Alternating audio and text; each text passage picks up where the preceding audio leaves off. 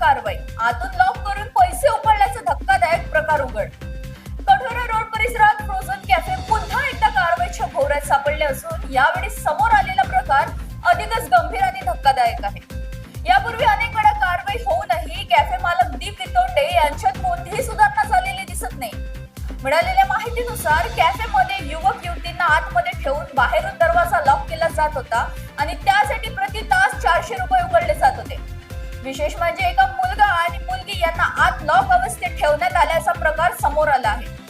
वेळ सायंकाळी 5:30 वाजता कारवाई करण्यात आली आणि कारवाई करणारी टीम महिला पीआय दीप्ती ब्राह्मणे, महिला पोलीस कॉन्स्टेबल पूजा सपकाळ, दामिनी पथकातील एचसी भाग्यशाली पवार आणि सुषमा लवंगे या पथकाने धडक कारवाई करत संपूर्ण प्रकार उघडकीस आणला. पोलीस स्टेशन गाडगेनगर येथील हा कोटे कॉलेज रोडवरती फ्रोझन डिलाईट नावाचा कॅफे आहे.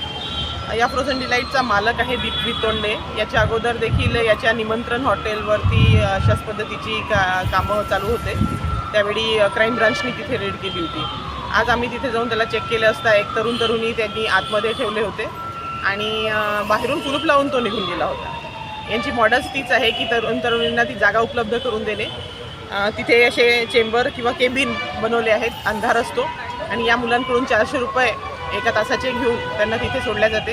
बाहेरून हा कुलूप लावून चालला जातो आणि जेव्हा हे मुली त्यांना फोन करतात की परत या, तर तेव्हा येऊन मग त्यांना खोलल्या जाते.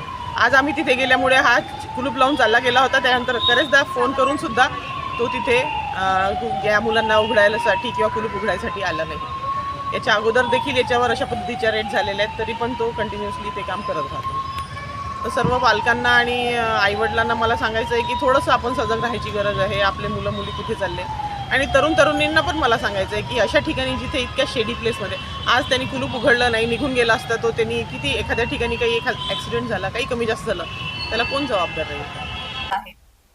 महत्वाचा मुद्दा म्हणजे वारंवार कारवाई नंतरही गैरप्रकार सुरूच. युवक युवतींना आत कोंडून पैसे उकळण्याचा आरोप. परिसरात संतापाची लाट आहे आणि नागरिकांची ठाम मागणी. अशा वारंवार गुन्हे करणाऱ्या कॅफे मालकाला तडीपार करावे. या घटनेमुळे शहरात मोठी खळबळ उडाली असून आता पोलीस प्रशासन पुढे कोणती कठोर कारवाई करतो याकडे सर्वांचे लक्ष लागले आहे.